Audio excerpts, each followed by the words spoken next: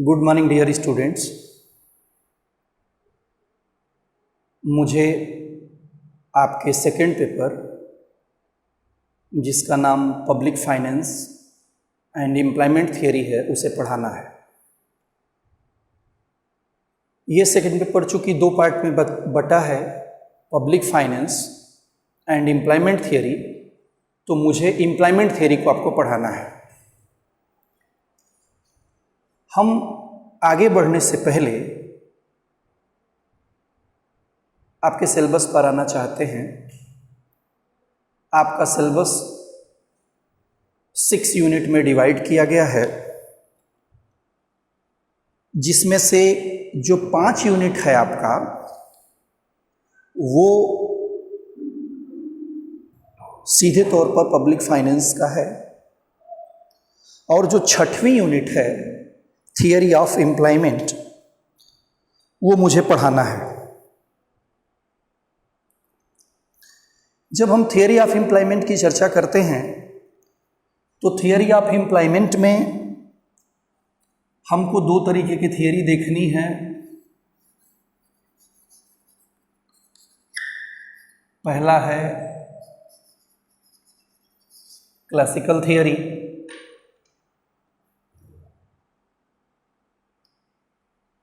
और दूसरा है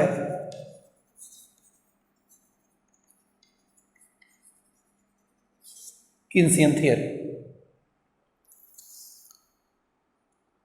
क्लासिकल थियरी में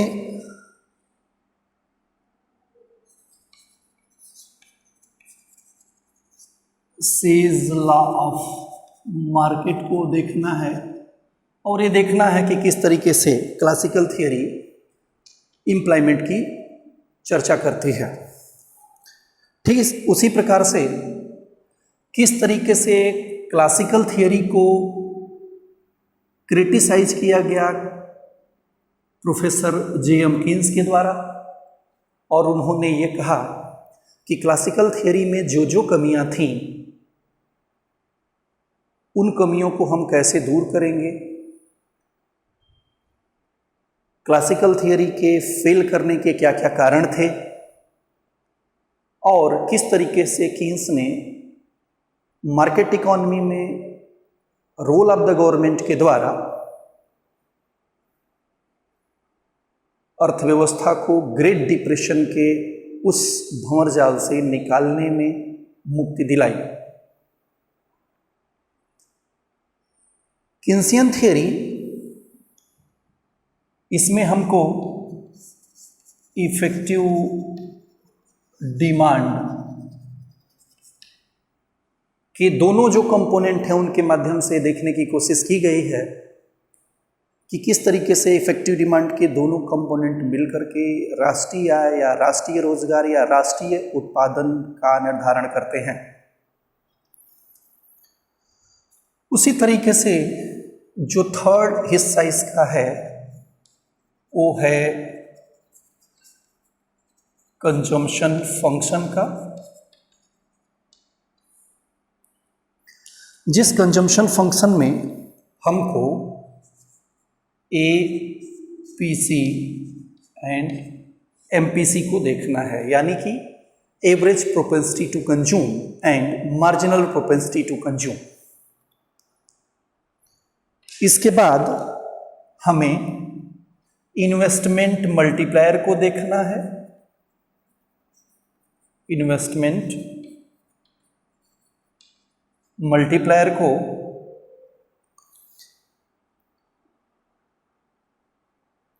साथ ही साथ थियरी ऑफ इन्वेस्टमेंट को, जिसमें हमको ऑटोनॉमस इन्वेस्टमेंट,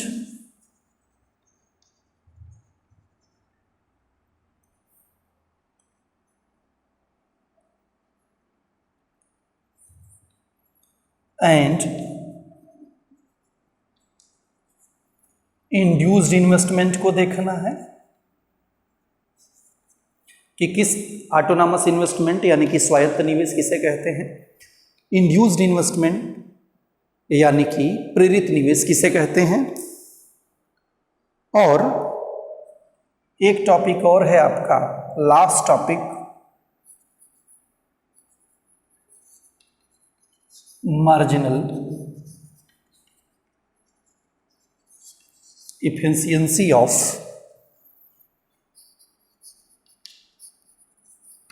कैपिटल। यानी कि जो ये हमारा पोर्शन है, इस पोर्शन के तहत हमको ये चीजें पढ़नी है। Classical theory, Keynesian theory, consumption function, investment multiplier, theory of investment, उसके टाइप्स और मार्जिनल इफिशियंसी ऑफ कैपिटल।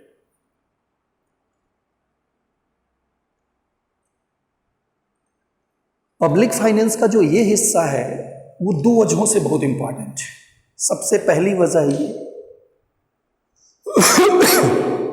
कि आप अपने अनसॉल्व से इससे जितने क्वेश्चंस बनते हैं आप उसको देख लीजिए,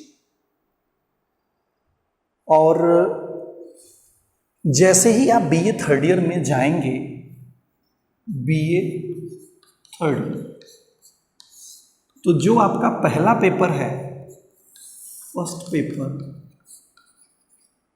जिसको कि आप कहते हैं मैक्रो इकोनॉमिक्स, इसको पढ़ने में आपको बहुत ज़्यादा हेल्प मिलेगी यदि आप इस सेक्शन को ठीक से पढ़ लेते हैं। तो आपको पढ़ना भी चाहिए।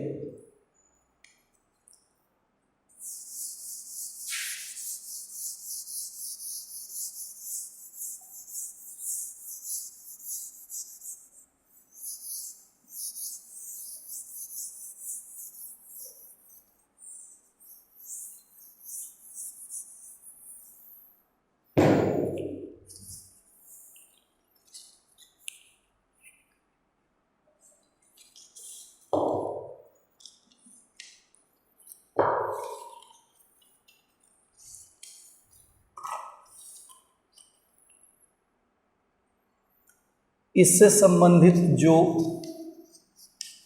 बुक्स हैं आपकी, ये इंग्लिश मीडियम की जो किताबें हैं उसमें पहली जो किताब है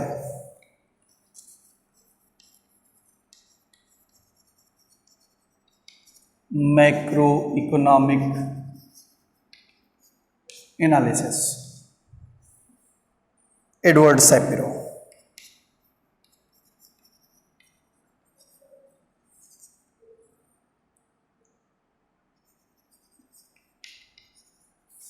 पहली किताब ये है।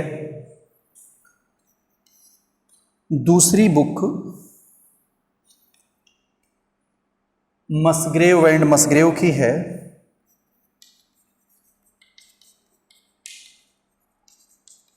पब्लिक फाइनेंस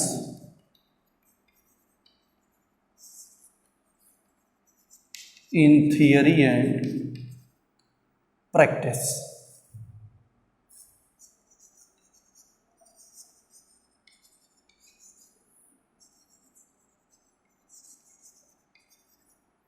मसग्रेव एंड मसग्रेव की है। जो तीसरी किताब है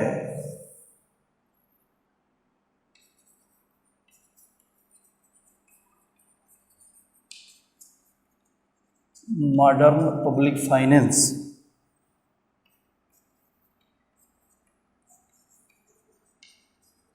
बीपी हर्बर की। चौथी किताब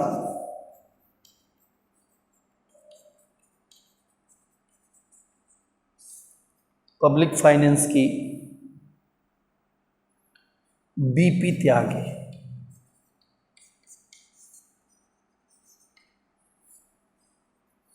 पांचवी जो आपकी किताब है तो इसी नाम से है,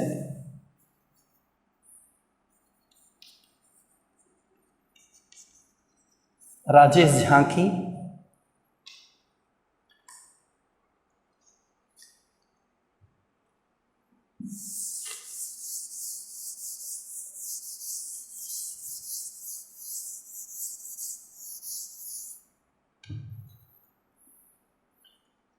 फिर next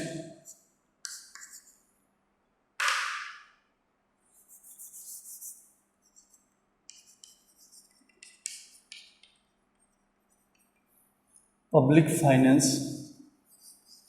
theory and practice, KPM Sundaram.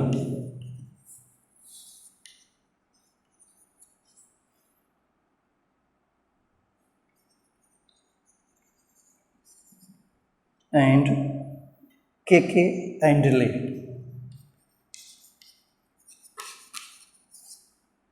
एंडले की है।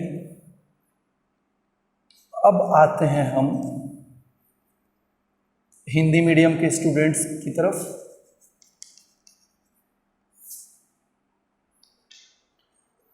हिंदी मीडियम में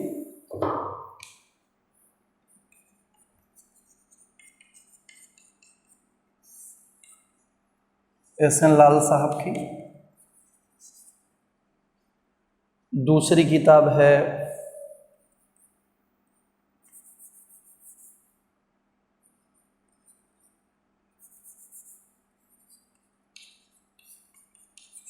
उच्चतर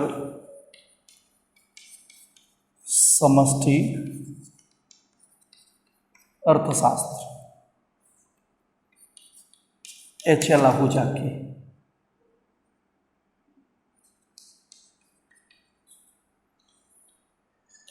तीसरा है आपका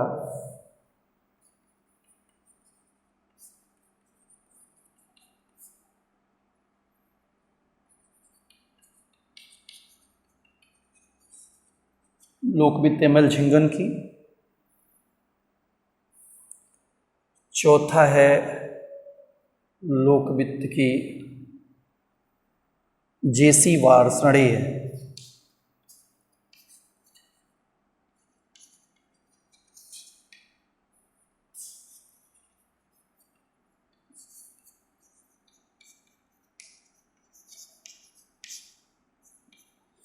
वार्ष्णेय। ऐसे तो ये जिस मैटर पे हम आपको डिस्कशन कर रहे हैं वो सारा मैटर हम आपको ई कंटेंट के माध्यम से भेज भी देंगे, आप उसमें भी देख लीजिएगा, उसमें सिलेबस भी रहेगा आपका। और पब्लिक फाइनेंस पढ़ाते समय आपको डॉक्टर सुरेंद्र गुप्ता सर ने सिलेबस बताया भी होगा, तो आप अपना सिलेबस चाहे वहाँ से चाहे यहाँ से बात एक ही है, आप उसे देख लीजिएगा।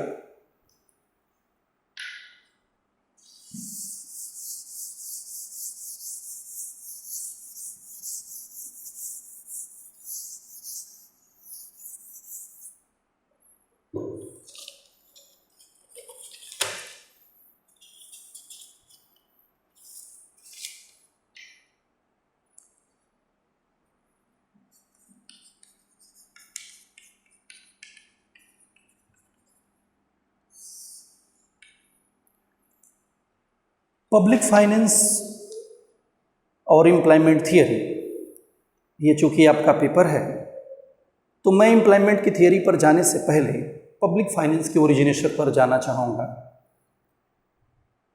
उसके पीछे अपने तमाम सारे तर्क हैं। वैसे पब्लिक फाइनेंस क्या है, सब्जेक्ट मैटर क्या है, स्कोप क्या है, कैसे आप उसे पढ़े हैं, ये बहुत सारी बातें आपको डॉक्टर सुरेंद्र गुप्ता सर ने बताई होंगी। फिर भी मैं वहाँ थोड़ा सा अपने पेपर से कनेक्ट कराते हुए उधर जाना पसंद करूँगा। अब अगर हम पब्लिक की बात करें तो आप पब्लिक की मीनिंग लगाते हैं गवर्नमेंट से,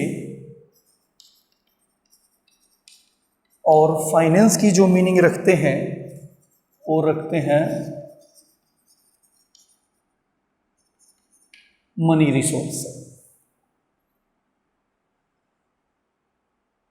यानी कि मैं पूछूं आपसे पब्लिक फाइनेंस क्या है, तो आप कहते हैं कि इनकम और एक्सपेंडिचर की एनालिसिस हम करते हैं पब्लिक फाइनेंस में, कि किस तरीके से सरकार इनकम पब्लिक रेवेन्यू को कलेक्ट करती है, पब्लिक एक्सपेंडिचर के माध्यम से किस प्रकार से समाज में के लोगों को सार्वजनिक वस्तुओं को मुहैया कराती है। पर्पज क्या है, तो आप कहते हैं पर्पज है सोसाइटी के लोगों का मैक्सिमम वेलफेयर करना, यानी समाज के लोगों का अधिकतम भला करना। ये पब्लिक फाइनेंस का कह सकते हैं आप टारगेट है। पब्लिक फाइनेंस को पढ़ने का टारगेट है समाज के लोगों के मैक्सिमम कल्याण के बारे में सोचना, जिसे करने का काम मूल रूप से सरकार का है। अब अगर हम इसके ओरिजिनेशन पर जाएं,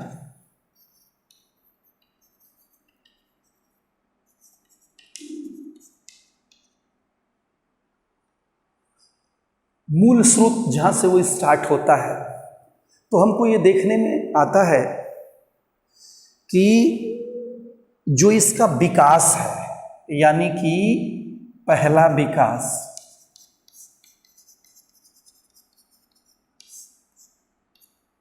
फर्स्ट जो डेवलपमेंट है वो 15वीं शताब्दी में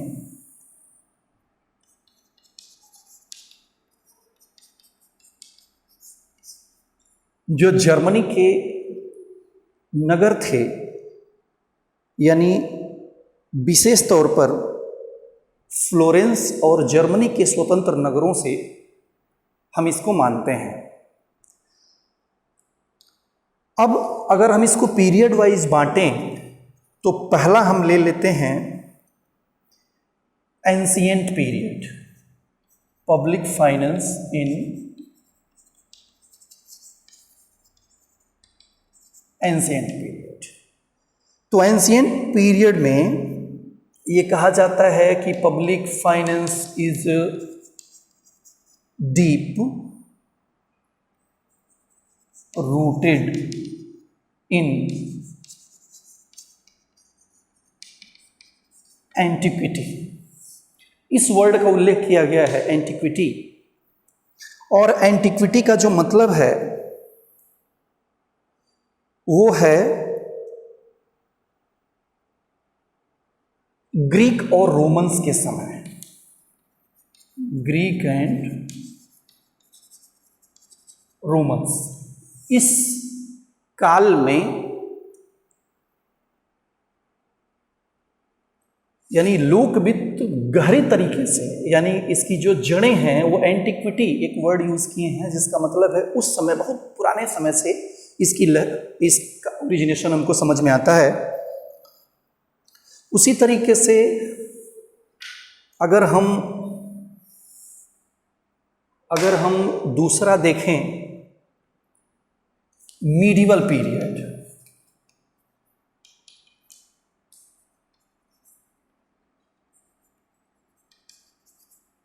मीडिवल पीरियड, तो मीडिवल पीरियड में, ये जो मीडिवल पीरियड है इसमें it was referred to patrimonial finance, यानी कि पैट्रिमोनियल फाइनेंस कहा जाता था। पैट्रिमोनियल फाइनेंस की जो मीनिंग है वो ठीक वैसी ही है जैसे हम लेसेस फेयर का इस्तेमाल करते हैं, यानी कि मार्केट इकोनॉमीज में गवर्नमेंट के कम से कम, लगभग नहीं के बराबर हस्तक्षेप की चर्चा करते हैं। पैट्रिमोनियल फाइनेंस का मीनिंग ये है। तो इन दोनों पीरियड में भी इनका उल्लेख आपको दिखता है।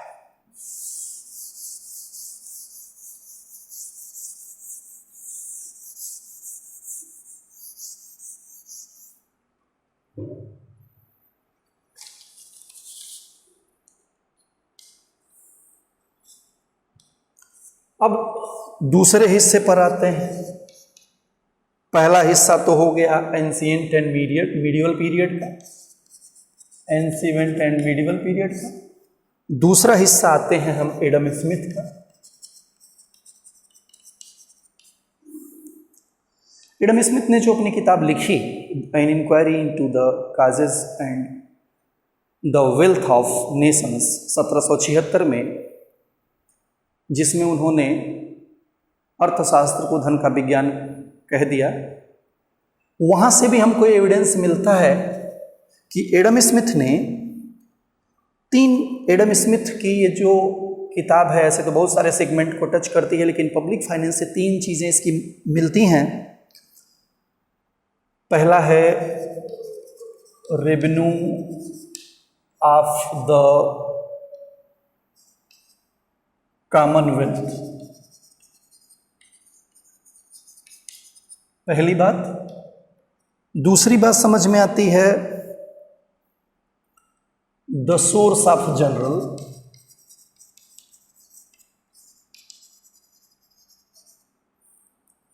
आर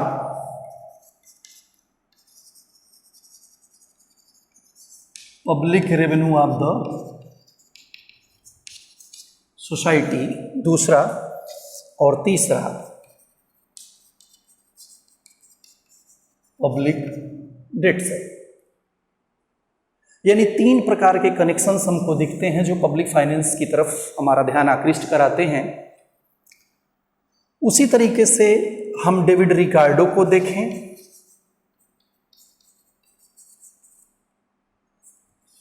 तो इन्होंने अपनी जो किताब लिखी 1776 में वेल्थ ऑफ नेशंस, ये मैं लिखना भूल गया था। रिकार्डो ने जो अपनी किताब लिखी the principles of political economy and taxation, 1817 में। ऐसे तो इस किताब में उनके 10 चैप्टर हैं और 10 चैप्टर में से जो चैप्टर 8 है वो मुख्य रूप से टैक्सेशन की प्रॉब्लम से जुड़ा हुआ है, जिसमें 8वें चैप्टर में उन्होंने कर के संबंध में सामान्य प्रभावों की चर्चा की है, जनरल इफेक्ट ऑफ टैक्स की चर्चा की है। बाकी सारे जो चैप्टर्स हैं वो स्पेसिफिक करके एक एक करों के बारे में उनकी चर्चा करते हैं। और लास्ट में उन्होंने पब्लिक डेट की चर्चा की है अपने किताब में essay on the funding system. उसी तरीके से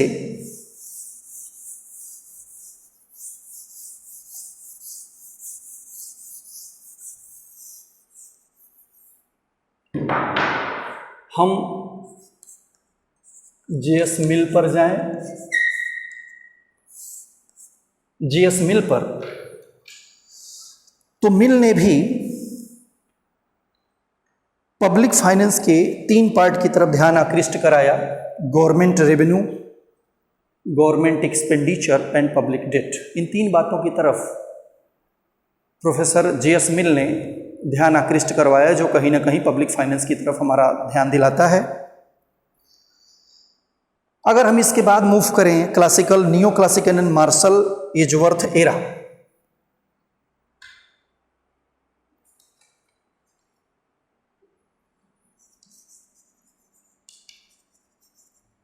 classical, neo classical and Marshall Edgeworth era. अगर हम यहां इसका जिक्र करें तो हम देखते हैं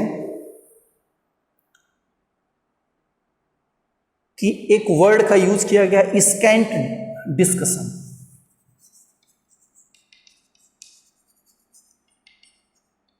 स्कैंट की मीनिंग है, स्कैंट डिस्कशन की मीनिंग है कि जितना ध्यान हमको देना चाहिए उतना ध्यान हमने नहीं दिया, ये मीनिंग है स्कैंट डिस्कशन की।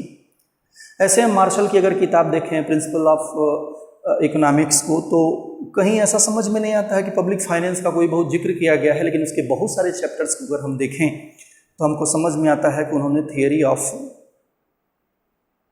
टैक्सेशन की चर्चा, यानी कि पब्लिक फाइनेंस के संबंध में, थियरी ऑफ टैक्सेशन के बारे में उन्होंने अपनी राय रखी है उसमें।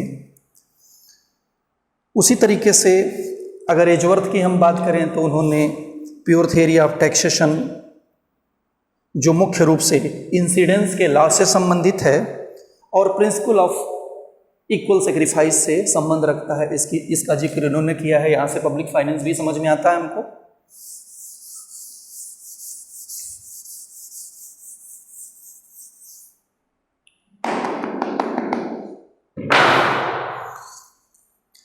कुल मिला के अब तक जो हमने चर्चा की उसमें हमको ये समझ में आता है कि जो एंशिएंट टाइम्स रहे उनमें किसी तरीके का कोई सिस्टमेटिक कोई डिस्कशंस निकल करके सामने नहीं आया पब्लिक फाइनेंस के संदर्भ में। लेकिन अगर हम देखें कि पब्लिक फाइनेंस में डिवोशन कहाँ से स्टार्ट होता है तो उसके संबंध में कुछ किताबें हैं, जैसे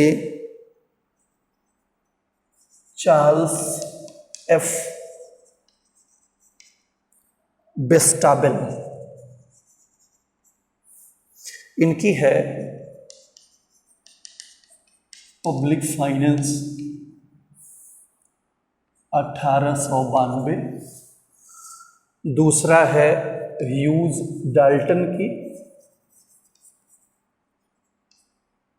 इनकी भी है पब्लिक फाइनेंस, ये लिखी गई 1922 में। और ये है पिगूज वर्क पब्लिक फाइनेंस 1928 में। यहां से पब्लिक फाइनेंस में डिवोशन दिखता है, यानी 1892 से लेकर 1922, 1922 से 28, यानी हम जैसे जैसे आगे की तरफ मूव करते चले जा रहे हैं पब्लिक फाइनेंस के संबंध में डिवोशन दिखना स्टार्ट होता है हमको। अब बेस्टाबेल की जो परिभाषा है, परिभाषा का जिक्र हम आपको ई कंटेंट के माध्यम से उपलब्ध करा ही देंगे। परिभाषा को मैं ऐसे पढ़ दे रहा हूं कि राजस्व राज्य की लोक सत्ताओं यानी पब्लिक अथॉरिटीज के आय एवं व्यय, उनके पारस्परिक संपर्क तथा वित्तीय प्रशासन एवं नियंत्रण से संबंध रखता है। यानी कि बेस्टाबेल की जो डिफिनीशन रही उसमें उन्होंने income and expenditure of public authorities की चर्चा की। पब्लिक अथॉरिटीज में सभी प्रकार के सरकारों का जिक्र किया जाता है, ऑल टाइप ऑफ गवर्नमेंट का जिक्र किया जाता है। दूसरा कि इनके बीच में म्यूचुअल रिलेशन किस तरीके के हैं। तीसरा फाइनेंशियल एडमिनिस्ट्रेशन एंड कंट्रोल किस तरीके का है, इसका जिक्र उन्होंने बहुत अच्छे तरीके से किया है। दूसरी डिफिनीशन, ऐसे बहुत सारी डिफिनीशंस दी गई हैं जिसको हम बांटते हैं संकीर्ण परिभाषाएं, नैरो डिफिनीशन, ब्रॉड डिफिनीशंस, वो सब आप देख लीजिएगा। और एडम स्मिथ ने पब्लिक फाइनेंस को साइंस ऑफ फाइनेंस कहा। अब अगर हम स्कोप की तरफ मूव करें पब्लिक फाइनेंस के स्कोप में, तो हम स्कोप में बेसिकली 4-5 चीज़ों को हाईलाइट कर रहे हैं। मैं बहुत डिटेल उस पर जाऊंगा नहीं, बट उसका जिक्र करना जरूरी है कि स्कोप में हम पब्लिक रेवेन्यू की चर्चा करते हैं, पब्लिक एक्सपेंडिचर की चर्चा करते हैं, पब्लिक डेट की चर्चा करते हैं, फाइनेंशियल एडमिनिस्ट्रेशन की चर्चा करते हैं और फेडरल फाइनेंस की चर्चा करते हैं। अभी आपने कहा कि अगर हम सरकार के इस पोर्शन को देखें, करने के मुख्य टूल को देखें, तो हम इधर आते हैं रेवेन्यू और एक्सपेंडिचर की तरफ। और आप जानते हैं सरकार सबसे पहले खर्च करती है, फिर जाकर के उस खर्च को इकट्ठा करने के लिए रेवेन्यू को के बारे में सोचती है। यानी कि पब्लिक एक्सपेंडिचर सबसे इंपॉर्टेंट पार्ट जिस पर सोचने का श्रेय सबसे पहले गया जाता है एडम स्मिथ।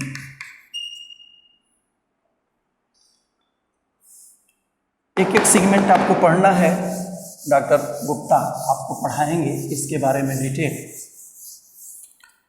अब अगर हम थोड़ा सा और आगे मूव करें तो हम ये देखते हैं कि ये जो पब्लिक फाइनेंस है ये साइंस है या आर्ट है। तो हम आर्ट की तरफ तो नहीं जा रहे हैं, इसको हम हटा दे रहे हैं। साइंस के दो पार्ट, एक तो जो आप कहते हैं नॉर्मेटिव साइंस और दूसरा जो आप कहते हैं पॉजिटिव साइंस। नॉर्मेटिव साइंस आप जानते हैं जो एक आदर्श की बात करता है, आदर्श की बात करता है।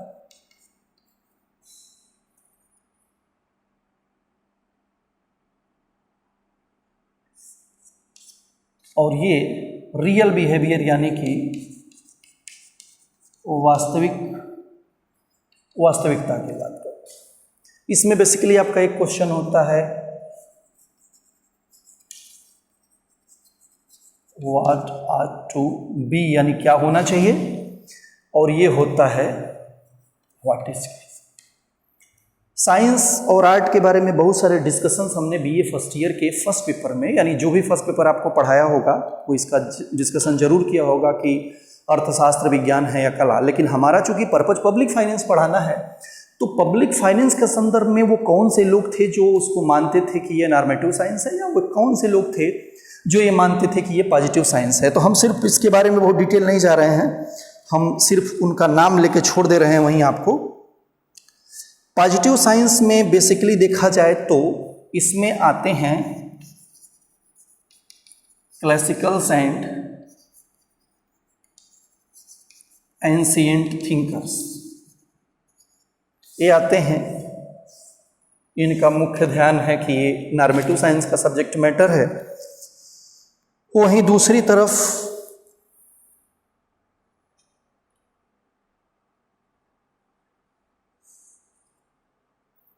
इसके जो सपोर्टर रहे हैं वो बहुत सारे लोग रहे हैं, जिसमें मसग्रेव का नाम आता है, ब्राउनली का नाम आता है, हर्बर का नाम आता है, सिराज का नाम आता है।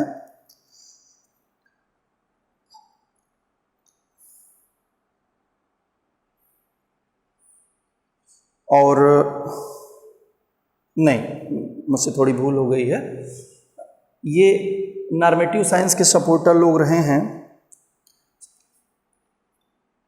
ये हटा दीजिए आप यहां से, ये गलती हो गई हमसे।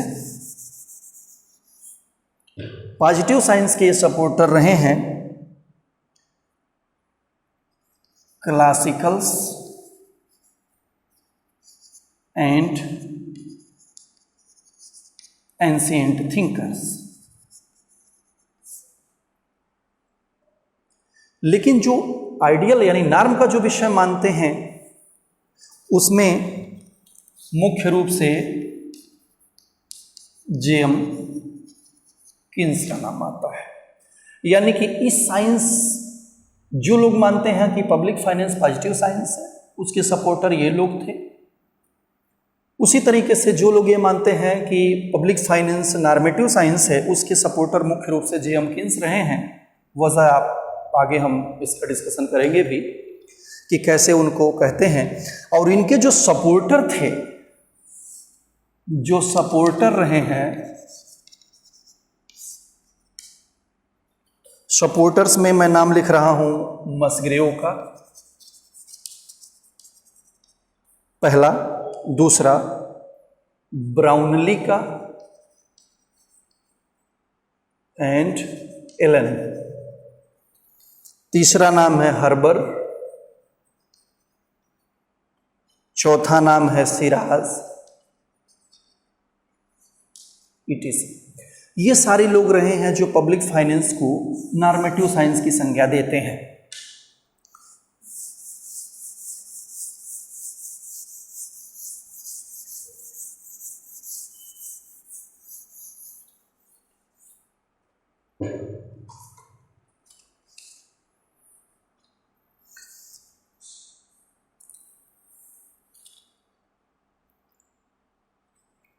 अब हम अगर यहाँ हम दो चीज़ों को देखें, क्लासिकल्स को और किन्स को, हम सीधे इसका बंटवारा कर दे रहे हैं क्योंकि आपके सिलेबस का ये हिस्सा भी है। तो जो भी क्लासिकल्स हैं वो जानते हैं आपकी अहस्तक्षेप की नीति की बात करते हैं, अहस्तक्षेप की नीति।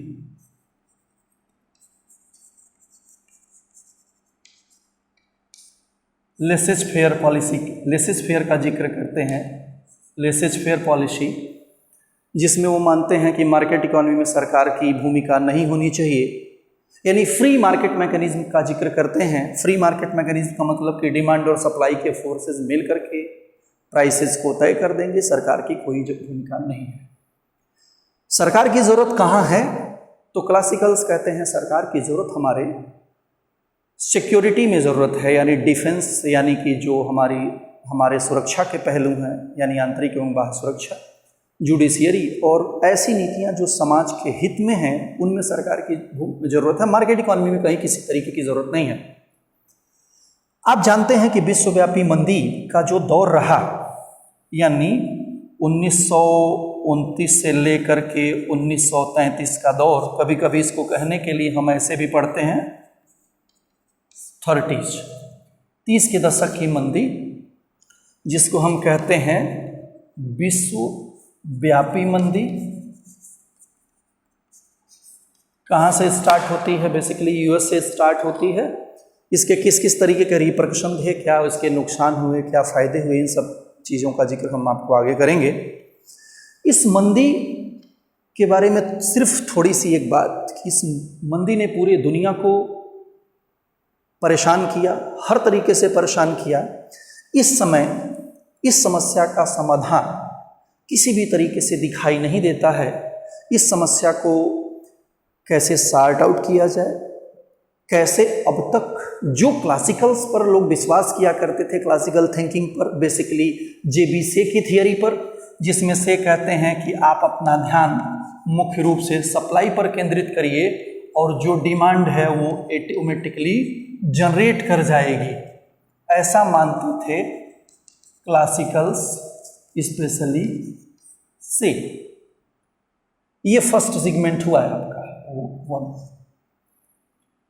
किस तरीके से क्लासिकल थिंकिंग फेल करती है, पूर्ति अपनी मांग का सृजन खुद न खुद कर सकती है, ऐसा ये लोग मानते थे। लेकिन जब विश्वव्यापी मंदी का दौर आया तो ये थियरी पूरी तरीके से, अटरली एक वर्ड यूज किया गया है, स्वतः फेल कर गई।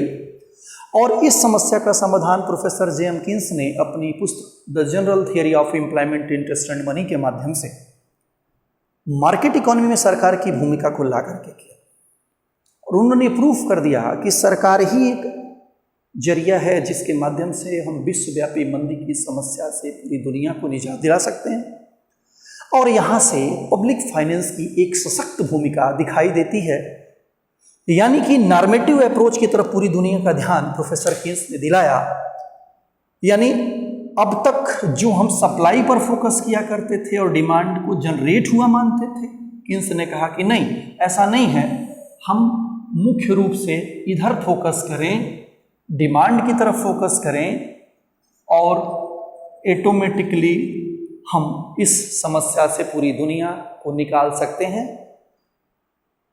आप आगे ये देखेंगे, या अगर आप जानते हैं तो ठीक है, कि किस तरीके से किन्स की इस बात को लोगों ने माना।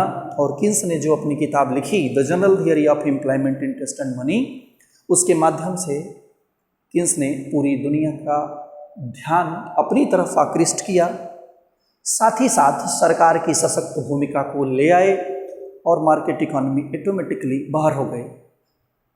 हम ये कह सकते हैं कि जो क्लासिकल्स, यानी जिस समय क्लासिकल्स के दौर में हम जिस तरीके के राज्यों की कल्पना करते हैं, पुलिस स्टेट की, वो विश्वव्यापी मंदी के बाद किन्सियन फ्रेमवर्क में अगर हम देखें तो हमको वेलफेयर स्टेट के रूप में दिखता है, कल्याणकारी राज्य में, यानी सरकार की जो भूमिका है वो कल्याणकारी राज्य के रूप में सामने हमको दिखाई देती है।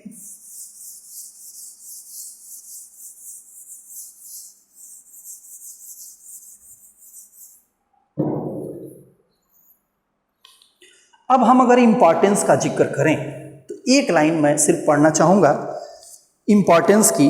एक फेमस पब्लिक फाइनेंस के बहुत फेमस अर्थशास्त्री हैं जेम्स बुकानन, उनका यह कहना है कि कुछ वर्षों पहले पब्लिक फाइनेंस को एक नीरस, डल, कल्पनाहीन, अनइमेजिनेटिव, अत्यंत सीमित, एक्सट्रीमली लिमिटेड तथा प्रायः असंगत शास्त्र यानी ऑलमोस्ट इररेलेवेंट डिसिप्लिन समझा जाता था। लेकिन आज राजनीतिक अर्थशास्त्र के अत्यधिक उत्तेजक क्षेत्रों में से एक, यानी वो कहते हैं कि one of the most exciting areas in the political economy, यानी कि आज जहां पहले हम इसको नीरस कहा करते थे, कल्पनाहीन कहा करते थे, वो कहते हैं कि पूरी दुनिया में बहुत तेजी के साथ पब्लिक फाइनेंस न केवल सब्जेक्ट के रूप में बल्कि पूरी दुनिया के यानी पूरी मानवता के कल्याण के विषय में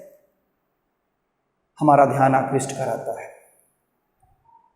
निष्कर्षतः हम ये कह सकते हैं कि कीन्स के ही फ्रेमवर्क से हमको पब्लिक फाइनेंस का एक सशक्त रोल दिखने में समझ में आता है।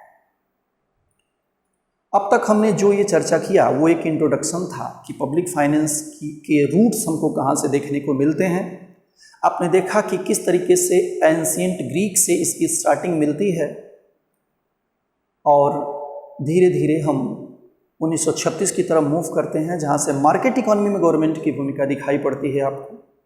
और आज हम अपने लिए यानी जो गरीब देश हैं उन देशों में सरकार की तो भूमिका कितनी ज़्यादा है ये आप बहुत बेहतर तरीके से समझ सकते हैं। साथ ही साथ किस तरीके से सरकार की जो नीतियां हैं वो सोसाइटी के हर सेक्शन को प्रभावित कर रही हैं और उनके वेलफेयर को बढ़ा रही हैं। इसके बाद हम सीधे आपके उस सिलेबस की तरफ मूव करेंगे जो टॉपिक स्पेसिफिक रूप से हमको पढ़ाना है। जो कुछ हमने अब तक आपको बताया ये सारा मैटर हम आपको ई कंटेंट के माध्यम से हिंदी और इंग्लिश मीडियम दोनों स्टूडेंट्स को उपलब्ध करा देंगे। बाकी मैं आपसे पर्सनली एक बात और कहना चाहता हूं कि आप माइक्रो इकोनॉमिक्स ठीक से पढ़िए। जब कभी भी मौका मिले आपको पढ़ना चाहिए उसको, वो आपको काम आएगा, बेस बनाएगा आपका वो। बाकी जब कभी क्लासेस स्टार्ट होंगे, हम लोगों की मुलाकात होगी, तो आपकी जितने भी तरीके की प्रॉब्लम्स हैं मैं कोशिश करूंगा उसे सॉल्व करूं। और अगला जो वीडियो है आपका उसमें मैं आपके स्पेसिफिक टॉपिक पर आऊँगा। Thank you.